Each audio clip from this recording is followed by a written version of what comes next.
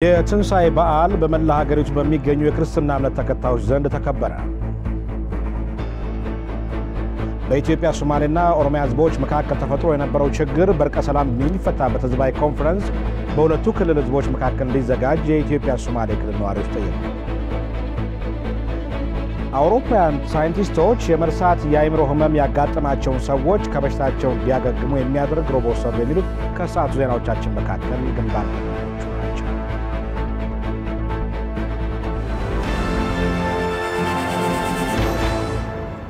ለክርስትና እምነት ተከታዮች ሙሉ እንኳን ለብርሃነ ትንሣኤው በዓል በሰላም አደረሳችሁ። ጤና ይስጥልን፣ እንደምን አምሽታችኋል? 2 ሰዓት ሆኗል። ከኢትዮጵያ ቴሌቪዥን የሰዓቱን ዜና እንሆ።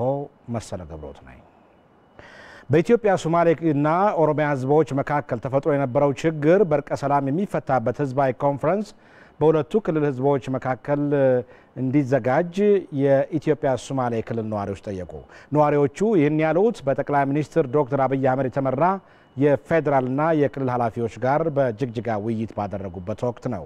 ጠቅላይ ሚኒስትር ዶክተር አብይ አህመድ ህዝባዊ የሰላም ኮንፈረንሱን ማዘጋጀትን ጨምሮ የተፈናቀሉ ዜጎችን ማቋቋምና ችግሩን በዘላቂነት መፍታት የፌደራል መንግስት ከሁለቱ ክልል መንግስታት ጋር በቀጣይ ትኩረት ሰጥቶ የሚያከናውነው ተግባር ነው ብለዋል። ሪፖርተራችን አስማማው ነው በዚህ ጉዳይ ላይ ተጨማሪ ዘገባ አዘጋጅቷል። የመጀመሪያ የሥራ ጉብኝታቸውን በኢትዮጵያ ሶማሌ ክልል ያደረጉት ጠቅላይ ሚኒስትር ዶክተር አብይ አህመድ ጅግጅጋ ሲደርሱ በክልሉ ኃላፊዎችና የከተማዋ ነዋሪዎች ደማቅ አቀባበል ተደርጎላቸዋል።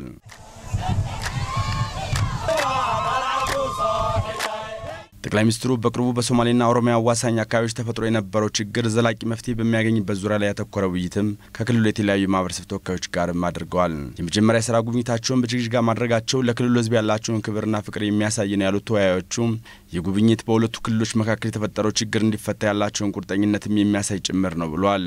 ተፈጥሮ የነበረው ግጭት ለዘመናት አብረው የኖሩትን የኦሮሞና የኢትዮጵያ ሶማሌ ህዝቦችን አይወክልም ያሉት አስተያየት ሰጪዎቹ ሁለቱን ህዝቦች ያሳተፈ የእርቀ ሰላም ኮንፈረንስም ሊዘጋጅልን ይገባል ብለዋል። ከኦሮማዳ ማአሃ ኤዋ ለስኩ ዱፍቴ ለበደ ዴጋን እስኩ ዱፈሸደ ዴጋን ከኦሮማዳ iyo ሶማሊዳ ወያን በሁለቱ ወንድማማቾች የሶማሌና ኦሮሚያ ህዝቦች መካከል የተፈጠረው ችግር በህብረተሰቡ ምክንያት ሳይሆን የውስጥና የውጭ ጠላቶች በጋራ የፈጠሩት ነው።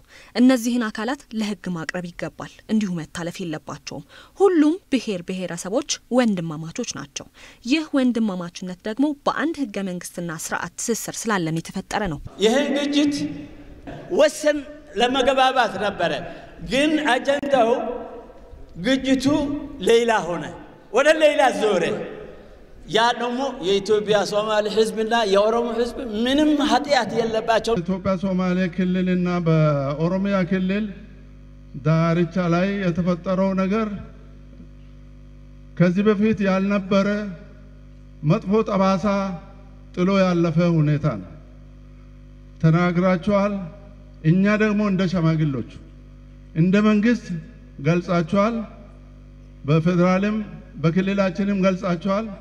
ግን እኛም እንደ ህዝብ ከወንድሞቻችን ጋር ተገናኝተን በባህላችን መሰረት ኮንፈረንስ ተደርገው በጥሩ ሁኔታ ሆዳችን ውስጥ ያለውን በሙሉ አውጥተን ጥንት በመሃላችን የነበረውን ባህልና ወንድማማችነት ለመመለስ ዝግጁ ነን። ጠቅላይ ሚኒስትር ዶክተር አብይ አህመድ በበኩላቸው ተፈጥሮ የነበረው ችግር በአንድ ሀገር ውስጥ በሚኖሩ ወንድማማች ህዝቦች መካከል ሊፈጠር የማይገባና መደገም የሌለበት ክስተት ነበር ብለዋል። ይህንን በዘላቂነት ለመፍታት የፌደራል መንግስት ከሁለቱ ክልሎች ጋር አብሮ እንደሚሰራም ገልጸዋል። ኦሮሞ እንደምትወዱ ኦሮሞም እንደሚወዳችሁ ታሪካችን በሙሉ ይናገራል። ያ ፍቅራችንን አድሰን በመሃል የገጠሙንን ችግሮች ፈተን ወደፊት እንደምንራመድ በኔ በኩል ከፍተኛ እምነት ነው ያለኝ። የሁለቱ ክልል የሰላም ኮንፈረንስ መጀመር አለበት ያላችሁት በአስቸኳይ መጀመር አለበት። ካሁን በኋላ በእኛ መካከል ጸብ ከተፈጠረ ትራክተር መዋዋስ ላይ ዶዘር መዋዋስ ላይ መሆን አለበት። የተፈናቀሉ የሁለቱ ክልል ነዋሪዎችም በቶሎ እንዲቋቋሙ ለማስቻልም ይሰራል ብለዋል። ከዚያ የተፈናቀሉ ሰዎች ለሁላችን ቁስል ለሁላችን አሳዛኝ ድጋሚ መስማት የማንፈልገው ክስተት መሆኑን አምነን ባለን አቅም ሁሉ ተረባርበን ወደ ነበሩበት እንዲመለሱ ከህዝባቸው ጋር እንዲታረቁ የትናንትናውን ታሪክ በፍቅርና በአዳዲስ ድል እንዲቀይሩ የፌደራል መንግስት ከሁለቱ ክልሎች ጋር በመተባበር አስፈላጊውን ሁሉ እንደሚያደርግ በዚሁ አጋጣሚ ልገልጽላችሁ እወዳለሁ።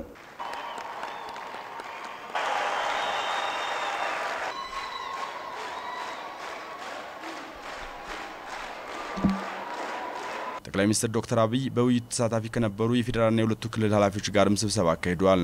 በኢትዮጵያ ሶማሌ ክልል በነበራቸው ቆይታም የተለያዩ የልማትና የፈጠራ ስራዎችንም ጎብኝተዋል። በተጨማሪም በተያያዘ ዜና የኢትዮጵያ ሶማሌ ክልል ርዕሰ መስተዳድር አቶ አብዲ መሐመድ ኡመር በጅግጅጋ በተካሄደው በዚህ ህዝባዊ ውይይት ላይ እንዳሉት ደግሞ የክልሉ ህዝብ የተፈጠሩ ችግሮች ተፈተው ከወንድም የኦሮሚያ ህዝቦች ጋር እንደቀድሞ በሰላም ለመኖር ዝግጁ ነው ብለዋል። የተፈናቀሉ ዜጎችን መልሶ ማቋቋምና ወደ ነበሩበት የመመለስ ስራዎችን የክልሉ መንግስት እንደሚሰራም ነው የተናገሩት። ከልብ በመነጨ ንጽህና ሆደ ሰፊ ቂም በቀልነት ይቅር ባይነት ወቅታዊ ይልህን ባርቆ አሳብነት ተከትለን በአፋጣኝ ለጋራ መፍትሄ አብረን እንደምንቆም በክልሉ መንግስትና ህዝብ በፓርቲው ስም ቃል እንገባለን። ከዚህ በፊት ደጋግመን እንዳለው የተፈጠረው መፈናቀል፣ ሞትና ጉዳት በጊዜው ማስቆም ባለመቻላችን በእጅጉ እንጸጸታለን። ተቃቅፈንና ይቅር ተባብለን ከትናንት በመውጣት የተሻለ ነገር እንገነባ እንላለን። ዛሬዋ የኢትዮጵያ የምንኖረው ኢትዮጵያውያን በአጠቃላይና የኢትዮጵያ ሶማሌና ኦሮሞ ህዝቦች በተለይም የቱንም ያህል ፈተናዎች፣ ችግሮች ቢያጋጥሙን ተለያይተን መኖር የማንችልና የማንነጣጠል ነን ብለን ከልብ እናምናለን። በውይይቱ ላይ የተገኙት የኦሮሚያ ክልል ርዕሰ መስተዳድር አቶ ለማ መገርሳ በበኩላቸው ተፈጥሮ የነበረው ችግር በሁለቱ ክልል ነዋሪዎች ላይ ከፍተኛ ጉዳት አድርሶ አልፏል ብለዋል። የተፈናቀሉ የኢትዮጵያ ሶማሌ ነዋሪዎችን ቀድሞ ወደ ነበሩበት ለመመለስም ክልሉ ኃላፊነቱን ወስዶ ያከናውናል ሲሉ አስታውቀዋል። ልክ ቤተሰብ አንድ ቤተሰብ ውስጥ እንደሚፈጠር አለመግባባት ከድህነት የተነሳ በኦሮሞና በሶማሌ መካከል በታሪኩ ታይቶ በማይታወቅ ለመጀመሪያ ጊዜ በሁለቱ ህዝቦች መካከል ችግር ተፈጥሯል። በዚህም ምክንያት የሶማሌ ክልል እጅግ ተጎድቷል። የኦሮሚያ ክልል እጅግ ተጎድቷል። አገራችን ኢትዮጵያም በእኛ ችግር ተጎድታለች። በዚህም ምክንያት ተኳርፈናል። ብንኳረፍም አንዳችንን ብናስከፋም ወንድማማቾች ስለሆንን በዛሬው ዕለት ከኩርፊያችን አልፈን ከኩርፊያ በላይ አንድነታችን፣ ከኩርፊያ በላይ እርቃችን፣ ሰላማችን ይበልጥብናል ብለን ድንበሩን ተሻግረን ለእርቅና ለሰላም ዛሬ ወደ እናንተ የመጣንበት ትልቁና ዋናው ምክንያት ይሄ ነው። ስለዚህ አብሮነታችን እንደ ትናንቱ ወደ ነበረበት እንዲመለስ የተፈጠረው ችግር ታሪክ ሆኖ እንዲቀር ለማድረግ ከኦሮሚያ ክልል የተፈናቀሉ ወንድም ሶማሌዎችን አብዲ መሐመድም እንኳን ጣልቃ ሳይገባ በራሴና በግሌ ኃላፊነት ወስጄ ወደ ቀድሞ ቤታቸውና ቦታቸው እንዲመለሱ እናደርጋለን። የዜና በቀጥታ የሚተላለፍላችሁ ከኢትዮጵያ ቴሌቪዥን ነው። አሁን በትንሳኤ በዓል ወደ ተኩሩ ዜናዎች አልፋለሁ። የኢየሱስ ክርስቶስን የትንሳኤ በዓል ስናከብር የተቸገሩ ወገኖችን በማሰብና በመንከባከብ ሊሆን እንደሚገባ የሃይማኖት መሪዎች ተናገሩ። የእርስ በርስ የመፈቃቀርና የመከባበር እሴቶቻችንን ልናጠናክር ይገባልን ብለዋል። የ2010 የትንሳኤ በዓልን በማስመልከት የእንኳን አደረሳችሁ መልእክትን አስተላልፈዋል። ይድነቃቸው ሰማው። በሀገራችን በኢትዮጵያ በገጠርና በከተማ የምትኖሩ ከሀገር ውጭ በተለያዩ አህጉር የምትገኙ ወገኖቻችን ሁሉ በትንሳኤው ኃይል ማህለቅትና ፍጻሜ የሌለው ሕይወተ ትንሳኤን ያደለን ጌታችን አምላካችንና መድኃኒታችን ኢየሱስ ክርስቶስ እንኳን ለብርሃነ ትንሳኤው በሰላም አደረሳችሁ። ጌታችን መድኃኒታችን ኢየሱስ ክርስቶስ ለሁሉም ሰዎች ጥሩ አርአያ እንደሆነላቸው እናውቃለን። እኛም በጊዜያችን ያለውን ያለ መረጋጋት ለማሻሻል በትዕግስትና በጥበብ ብሎም በሰላምና በፍቅር ከዚህም በላይ በተረጋጋና በአንድነት መንፈስ መቆጣጠርና መስራት ክቡር የሆነውንም የሰው ሕይወት በከንቱ እንዳይጠፋ ጥንቃቄ ማድረግና ስለ ሰላም ማስተማር መስራት ይኖርብናል። በየቤቱና በየሆስፒታሉ ለምትገኙ ህሙማን በውጭ አገራት ለምትገኙ ኢትዮጵያውያንና ኢትዮጵያውያን በሙሉ እንኳን ለብርሃነ ትንሣኤ በዓል በሰላም አደረሳችሁ። እግዚአብሔር አምላካችን እንኳን ለ2010 ዓመተ ምህረት የጌታችንና የመድኃኒታችን ኢየሱስ ክርስቶስ ትንሣኤ በዓል ሁላችሁንም በሰላምና በጤና አደረሳችሁ። የትንሣኤ አንዱ ምስጢር እግዚአብሔር በክርስቶስ ሆኖ ራሱን መስጠቱ ነው።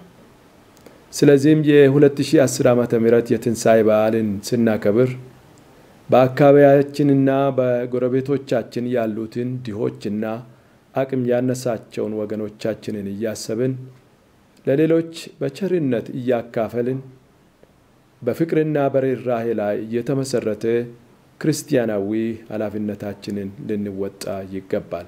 ከሞት ወደ ሕይወት ከድቅድቅ ጨለማ ወደሚደነቅ ብርሃን የፈለስንበትን ይህን ድንቅ ዕለት በታላቅ ደስታና በአግራሞት እንዘክረዋለን። እንኳን ለ2010 ዓመተ ምህረት የጌታችንና የመድኃኒታችን የኢየሱስ ክርስቶስ የትንሣኤ በዓል አደረሳችሁ። በተያያዘ ዜና የኢየሱስ ክርስቶስ የትንሣኤ በዓል በተለያዩ መንፈሳዊ ስነ ስርዓቶች ተከብሯል። በቅድስት ሥላሴ ካቴድራል በዓሉን የሚዘክሩ የመጽሐፍ ቅዱስ ጥቅሶች ተነበዋል። የቅዳሴ ስነ ስርዓትም ተካሂደዋል። በካቶሊክ ካቴድራልም በመዝሙር በጸሎትና በቅዳሴ ስነ ስርዓቶች ተከብሯል።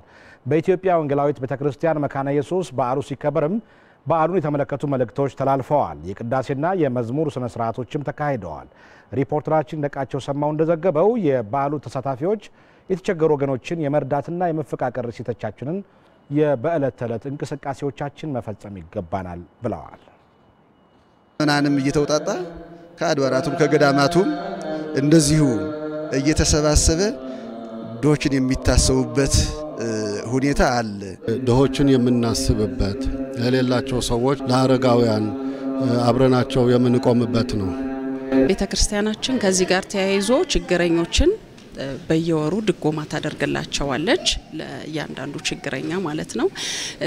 በዓሉን አስመልክቶ ደግሞ የተለያዩ ወገኖች እነዚህን ሰዎች በመጥራት ያው የሚያስፈልጋቸውን ነገር እነሱም በደስታ አብረው እንዲያሳልፉ የሚረዱበት ሁኔታ አለ። ይህ በዓል ደግሞ እንደሚታወቀው በመስቀል ላይ ፍቅር የተፈጸመበት ስለሆነ ፍቅር ማለት ደግሞ ከራስ አልፎ ሌላውን መውደድ ነው። ለሌለው እያካፈለ በደስታ አብሮን በጋራ በቤታችንም ቢሆን እየጠራን ማብላት እንድንችል የሃይማኖት አባቶቻችን በትክክለኛ ያስተምሩናል። ይህንንም ለማድረግ ደግሞ እያንዳንዱ ምዕመን ከ15 ቀን አስቀድሞ በየቤተ ክርስቲያናችን እንደተሰበከው እንደተነገረው ይህን ለማድረግ ዝግጅት ያደርጋል። በተለያዩ የውጭ ሀገራትም የፋሲካ በዓል በተለያዩ መንገዶች ተከብሯል። ከተለያዩ ድረገጾች የተገኘው መረጃ ፋሲካ ያሉት አቀርበዋለች። በዓለም ላይ በርካታ ሀገራት የፋሲካ በዓልን አክብረዋል።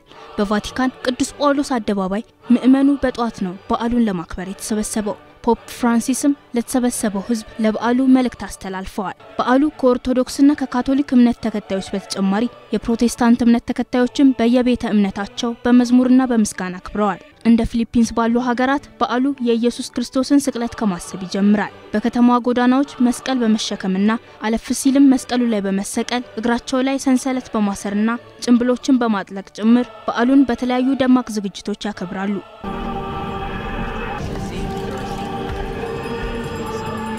በህንድና በበርካታ የእስያ ሀገራትም በዓሉ በጸሎት ሻማ በማብራትና በተለያዩ ደማቅ ዝግጅቶች ተከብሯል።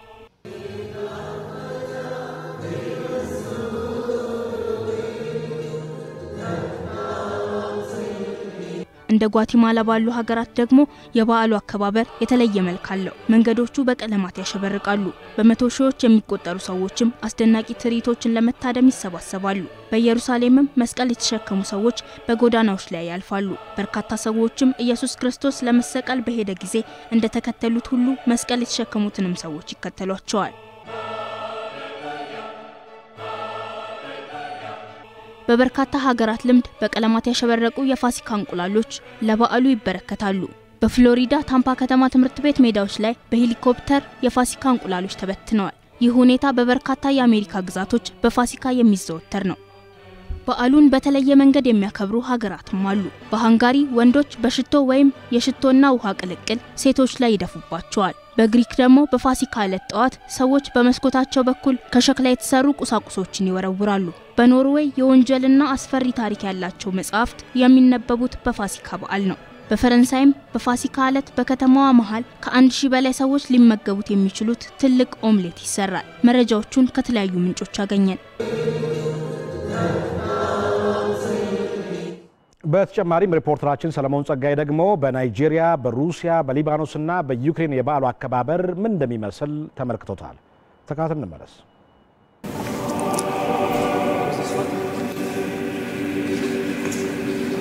በዓለም ላይ የሚገኙ የክርስትና እምነት ተከታዮች ከሚያከብሯቸው ሃይማኖታዊ በዓላት መካከል የትንሣኤ በዓል አንዱ ነው። በዓሉ በእምነቱ ተከታዮች ዘንድ በተለያዩ ስነ ስርዓቶችና ዝግጅቶች ነው የሚከበረው። በሩሲያ ዋና ከተማም ሞስኮ በሻማ በደመቀው ምሽት የትንሣኤ በዓል ሞስኮ በሚገኘው የክርስቶስ ካቴድራል ቤተክርስቲያን በተለያዩ ሃይማኖታዊ ስነ ስርዓቶች ተከብሯል። የሩሲያው ፕሬዝዳንት ቭላዲሚር ፑቲንና ጠቅላይ ሚኒስትር ዲሚትሪ ሜድቬዴቭ በተገኙበት የተከበረው የትንሣኤ በዓል ላይ የሩሲያ ኦርቶዶክስ ቤተክርስቲያን ፓትርያርክ ኪሪል ለምእመኑ የእንኳን አደረሳችሁ መልእክት አስተላልፈዋል። ውድ እህቶችና ወንድሞች ለዚህ ታላቅ በዓል እንኳን አደረሳችሁ። ኢየሱስ ክርስቶስ ሞትን አሸንፎ የተነሳበት የዛሬው ቀን በሰው ልጅ ታሪክ ታላቅ ክስተት ነው። ይህ ቀን ሰይጣን ድል የተደረገበት ቀን ሲሆን እንደምታውቁት ሰይጣን በዓለም ዙሪያ አለ። ነገር ግን የሰው ልጅ ሙሉ በሙሉ በቁጥጥር ስር ሊያደርግ አይችልም። ምክንያቱም በፈጣሪ ጸጋ የሰው ልጅ ሰይጣንን ያሸንፋልና። ኢየሱስ ክርስቶስ ሞትን ድል የነሳበት የፋሲካ በዓልን በዩክሬን ዋና ከተማ ኪየቭ የሚገኙ የኦርቶዶክስ እምነት ተከታዮች ወደ አብያተ ክርስቲያናት በማቅናት አክብረውታል። የትንሣኤን በዓል በናይጄሪያ ሌጎስ ከተማ የሚገኙ የፕሮቴስታንት እምነት ተከታዮችም በኒው ስቴት ባፕቲስት ቤተክርስቲያን በዝማሬና ሌሎች ሃይማኖታዊ ስነ ስርዓቶች አክብረውታል። በሊባኖስም በተራራ በተከበበችው ኢደን ከተማ የትንሣኤ በዓል በተለያዩ ዝግጅቶች ተከብሯል። ዘገባው የሩሲያ ዓለም አቀፍ ቴሌቪዥን ኔትወርክ ነው። የማህበረሰቡ መገለጫ ለሆኑ ባህላዊ ስርዓቶች ቀጣይነት ወጣቱ ትኩረት በመስጠት ለቀጣዩ ትውልድ ሊያስተላልፍ እንደሚገባ የኢትዮጵያ ቴሌቪዥን ያነጋገራቸው የሐዋሳ ከተማ ነዋሪዎች ተናገሩ። በተለይ ከበዓላቱ ጋር ተያይዘው ለሚከበሩ ሀገር በቀል ዕውቀቶች ትኩረት መስጠት እንደሚገባም ነው ነዋሪዎቹ ያስገነዘቡት። ከዚሁ ጋር በተያያዘ በሐዋሳ ዩኒቨርሲቲ የአንትሮፖሎጂ መምህር የሆኑት ዶክተር አወቀ አምባዬ ስለ ባህል የሚከተለውን አስተያየት ሰጥተውናል። ባህል ተለዋጭ ነገር ነው። ምናልባት በጣም ቋሚ ነገር አድርገን ሁሌ ተጽዕኖ ይደርስብናል የሚል እሳቤ እንዳይኖረን መጠንቀቅ ያስፈልገናል። ምክንያቱም ከዓለም ጋራ ከጥንትም ጀምሮ እየተዋዋስን እኛም እያዋስን ከዚህ ከሌላ ቦታም እየተዋስን የኖርን ህዝቦች ነን። ከዚህ አንጻር መመልከቱ በቂ ጥሩ ይመስለኛል። በሌላ በኩል ግን የኛ ዝግጅት ማነስ የራሳችን ለማጉላት የኛ ዝግጅት ማነስ በደንብ ያለ መሰራትና ዓለም አቀፍ ሁኔታ ዓለም አቀፋዊነት የግሎባላይዜሽን የሚሉት በተለይም በቴክኖሎጂ በጣም ታግዞ ተጽዕኖ እያደረገ መምጣቱ እንደ ዋና ምክንያት የሚጠቀስ ይመስለኛል። በሌላ በኩል በኢኮኖሚ በፖለቲካና በማህበራዊ መስኮች ላይ ሀገሪቱ ያላትን ተደማጭነት ከፍ ለማድረግ ኢትዮጵያን ጠብቀው ያቆዩትን ማንነት ማጎልበት እንደሚገባ ነው ዶክተር አወቀ ለሪፖርተራችን ሚካኤል ገዙ የነገሩት። እድገታችን እንግዲህ አሁን ባለው ሁኔታ ሀገሪቷ በጣም ፈጣን የሆነ ለውጥ ነው እያሳየች ያለችውና ከዚህ ፈጣን ለውጥ ጋራ እኛነታችን ማንነታችን ባህላችን አብሮ እንዲያድግና እንዲጎለብት ከቤተሰብ ጀምሮ በትምህርት ቤቶች በሚዲያው እና በተለይም በመንግስት በፖሊሲ ደረጃ ማንነታችን እንዲጎለብት እንዲጎላ መስራት መቻል ያለበት ይመስለኛል። ይህ የኢትዮጵያ ቴሌቪዥን ነው። አሁን ከበዓሉ ወጣ ወዳሉ ዜናዎች አልፋለሁ። በሚዛን መገበያየት ከመጀመሩ አስቀድሞ በጥንታዊ ከተሞች በመደብ ስጋን መሸጥ የተለመደ ነበረ። ይህ ታሪክ ግን አሁንም በወረኢሉ ሕያው ነው።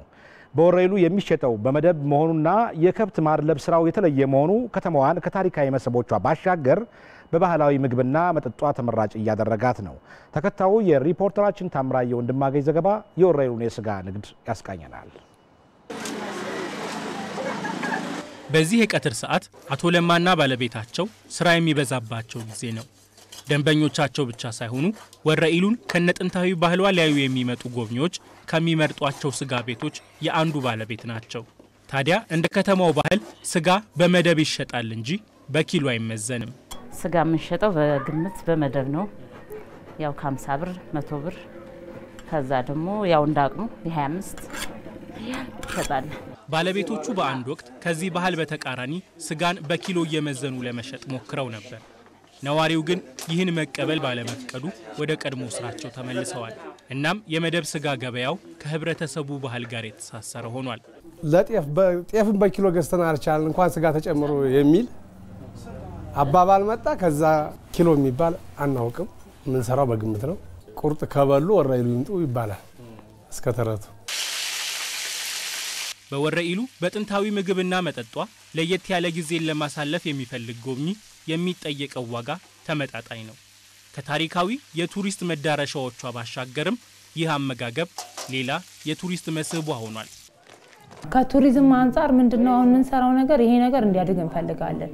ምክንያቱም በዚህ ዘርፍ የሚመጣውን አካል ይዘን ባህላዊ ይዘቷን ሳይቀይር ማለት ነው ትልቅ የቱሪስት መዳረሻ ማድረግ እንችላለን የሚለው ነገር እሳቤ አለ።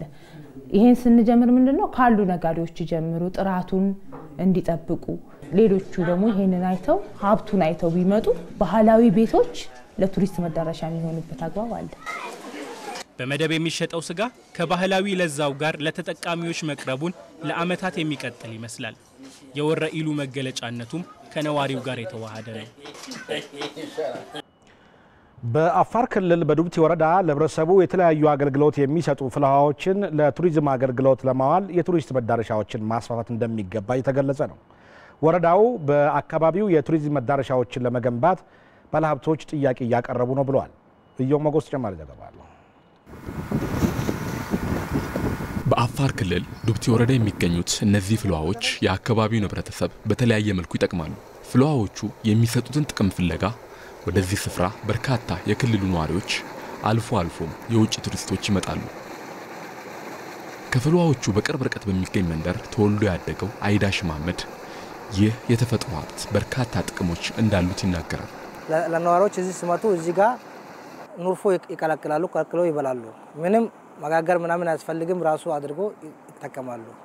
ለታመሙ ሰዎች ደግሞ መፈወሻ እንፋሎቱ እንትን ይፈውሳቸዋል ማለት ነው። ለጀርባ ህመም፣ ለብርድ፣ ለቁርጥማት ምናምን በጣም ይጠቅማል።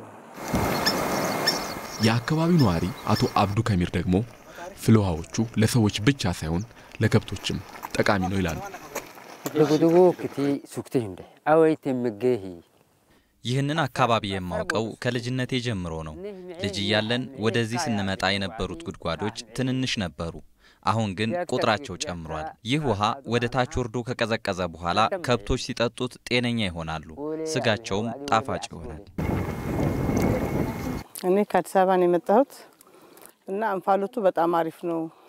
ለብርድም ለአለርጂክ ሌላ ለተለያዩ አይነት በሽታዎች አሪፍ ነው እንፋሎት ነው። ስቲም ነው የተፈጥሮ ውሃ ስለሆነ አሪፍ ነው ስለተባልኩ መጥቻለሁ ለመሞከር ማለት ነው። ግን መጥቼ ደግሞ ያገኙት ነገር አሪፍ ነገር ነው፣ ተመችቶኛል። በአፋር ክልል ዱብቲ ወረዳ የሚገኙት እነዚህ የተፈጥሮ ፍልሃዎች ለነዋሪዎች በጥቂቱም ቢሆን የተፈጥሮ አገልግሎቶችን ይሰጣሉ። ይሁን እንጂ በዘመናዊ መልኩ ለቱሪስቶችም ይሁን ለሕክምና አገልግሎት እየዋለ እንዳልሆነ ነው እኛ ያስተዋል። ማረፍ መንገዱ ትንሽ አስቸጋሪ ነው። የሚቀጥለው ደግሞ ማረፊያ ነገርም የለም፣ ጥበቃም የለም። ብዙ ቱሪስቶች ሊመጡበት ይችላል። ይሄን ቦታ ብዙ ሰው ሊጎበኙ ይችላል እየታወቀ በሚመጣበት ሰዓት። ከዛ በፊት ግን ሁሉም ነገር መስተካከል አለበት። እስከ ዛሬ ድረስ በሚገባ ተጠቀምንበትም። ነገር ግን ካሁን በኋላ ግን በሚገባ ለመጠቀም ማለት ነው እንደ ወረዳም እኛ ዝግጅት እያደረግን ነው። ከዚህ ቀጣይ ለአካባቢው የሚያስፈልገውን ነገሮችን በመጥናት አንደኛ ባለሀብቶችን እንጋብዛለን፣ መሰረተ ልማቶች ይስፋፋሉ የሚል እምነት አለ እና አሁን ደግሞ የተለያየ ባለሀብቶች ማለት ነው ጥያቄ እያቀረቡ ነው እዛ አካባቢ ላይ ለመስራት። ፍልውሃዎቹ ባሉበት አካባቢ ሌሎች በቂ ጥናት ያልተደረገባቸው የተፈጥሮ ሀብቶች ይገኛሉ። እነዚህን የቱሪስት መስህቦች ምቹ ለማድረግና ለሀገሪቱ ገቢ እንዲያመጡ መስራት የክልሉ ቀጣይ የቤት ስራ ነው። ከዚሁ ጉዳይ ጋር በተያያዘ በአፋር ክልል ባህልና ቱሪዝም ቢሮ የቱሪዝም ማስፋትና ፓርኮች ልማት ዳይሬክተር አቶ አህመድ አብዱልቃድር በ12 ሰዓቱ የዜና ወጃችን ከኛ ጋር የስልክ ቆይታ አድርገው ነበረ። እሳቸው እንዳሉት የክልሉ ባህልና ቱሪዝም ቢሮ የዱብቲ ፍልውሃን ጨምሮ ሌሎች በክልሉ የሚገኙ የቱሪዝም መዳረሻዎችን በማልማት የቱሪስት ፍሰቱን ለማሳደግ እየሰራ ነው ብለዋል። የክልሉ መንግስት እንደ አንድ አቅጣጫ ትኩረት ይዞ ለጤና ቱሪዝም ብቻ ሳይሆን ለሌሎችም የቱሪዝም ዘርፎች እንዲሆን ለማድረግ የተለያዩ ስራዎችን እየሰራ ነው የሚገኘው። ዘንድሮ በአጠቃላይ ከ2000 በላይ ቱሪስቶች ጎብኝተዋል አለሉበትን። ይህም ለጤና እና ደግሞ ተፈጥሮ ማየት የሚገባቸውን የሚያዩበት ቦታ ስለሆነ ይህንንም በማስተዋወቅ ረገድ የክልሉ መንግስት ከፍተኛ ስራ ሰርተዋል።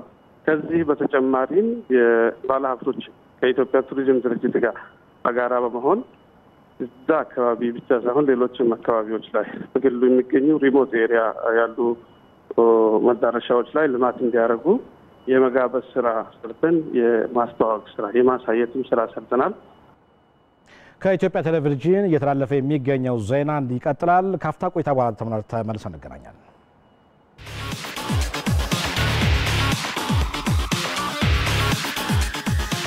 ያቺ አሁን ማናያት ተናፋቂ ኢትዮጵያ ተናፋቂ ባህል ማንነት የነበራት ኢትዮጵያ ነበረች። ወጣቱን የመሰረተው ወጣቱን ቢውልድ ያደረገው ከኛ በፊት የነበሩ ቤተሰቦቻችን ናቸው።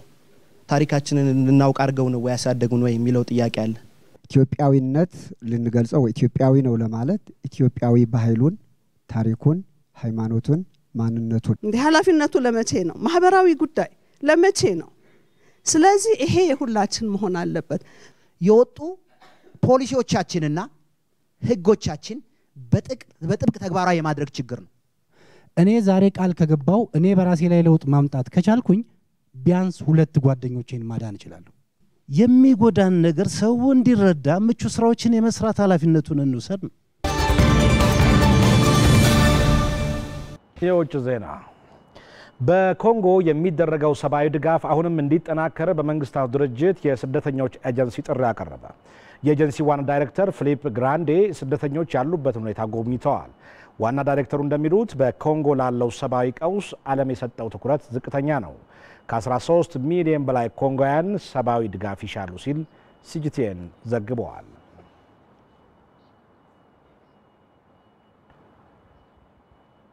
ከዓለም ሕዝብ መካከል ግማሹ መሰረታዊ የጤና አገልግሎት የማያገኝ መሆኑን ዓለም አቀፍ የጤና ድርጅት አስታወቀ። ድርጅቱ ዓለም አቀፉን የጤና ቀን ለ6ኛ ጊዜ አክብረዋል። በበዓሉ ላይ የድርጅቱ ዋና ዳይሬክተር ዶክተር ቴዎድሮስ አድሃኖም መሰረታዊ የጤና አገልግሎትን ለሁሉም ለማዳረስ የየሀገራት መንግስታት ልዩ ትኩረት ሊሰጡ ይገባል ብለዋል።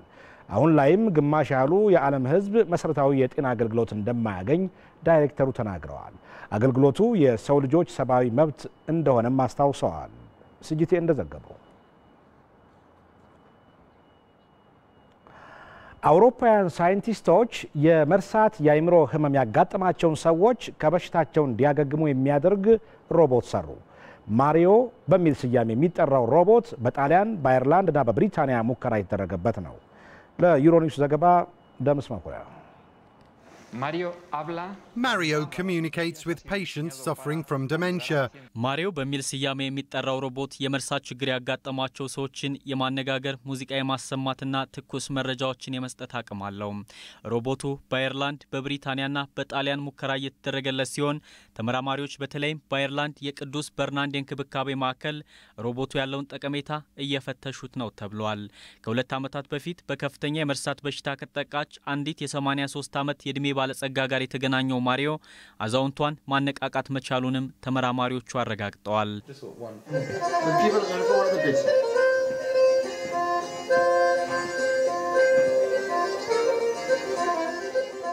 የአየርላንድ ዩኒቨርሲቲ ኢንጂነሩ አዳም ሳንትሮሊ ሮቦቱ በመርሳት በሽታ የተጠቁት ታማሚዎች ቀድሞ ያውቋቸው የነበሩ ሙዚቃዎችን በመጫወት የህሙማኑ አእምሮ እንዲያገግም ይረዳል ብለዋል።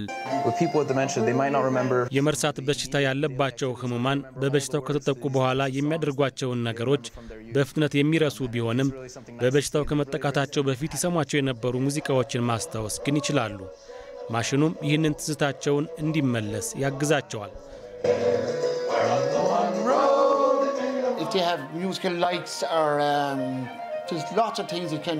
ሮቦቱ ሙዚቃና መብራቶች አሉት።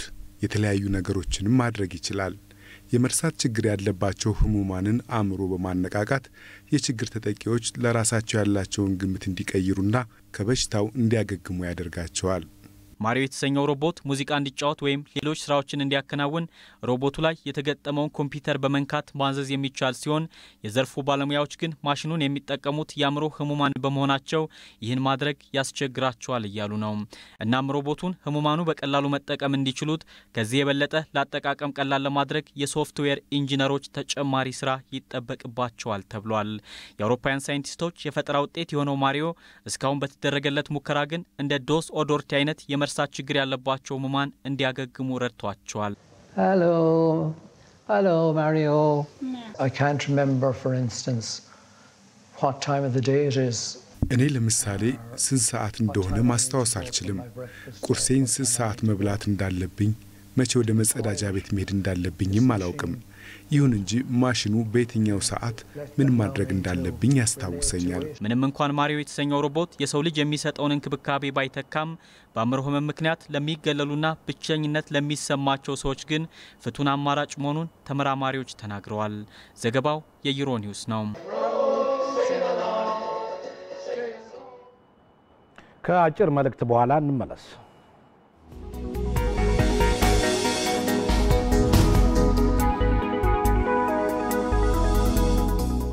በሁለት ቦታ እያጣቀስ መሄድ እንችላለን። ከፈል እየስትራይተን ያደርገናል፣ ያሳስበናል። እያጋጩም ያሉ አንቀጾችና ስጋቶች፣ አንቀጾች ስጋት የሚያሰርጹ ማለት ነው። እነዚህ ሁሉ መፈተሽ ያለባቸው ናቸው። የስ አፍሪካ ስታይገር ነች ኢትዮጵያ። ቆይ አይደለም ችግር የለውም። እንግዲህ እርሶ እንደ ፕሮፌሰር በየነ ጋንስፒያስ እንደ ኦቶሪቲ የሚጠቅሳቸው ተቋማት ይሄን በያላንዳች እንትን ማንወላወል 100% ኢንዶርስ አድርገውታል። ክቡር ሚኒስትሩ እንደምሉት ህግን በማስፈጸም አጀንዳ በስተቀር ሌላ ዓላማ የለውም የተባለው የፖለቲካ ጨዋታውን እንግዲህ አውጥቶ የምንፈራረጀው ነገር አይደለም። ይሄው የጋራ ጉዳያችን ነው። እሱ በመንግስት አሰራር ነው። ኢህአዴግ አይደለም እንደዛ የሚያደርገው። ነጻ ትሆን አይባልም። በቃ ኢህአዴግ አይደለም እንደዛ የሚያደርገው። ከአየር ሁኔታ ዘገባ ተካተን ደግሞ እንመለስ እስቲ።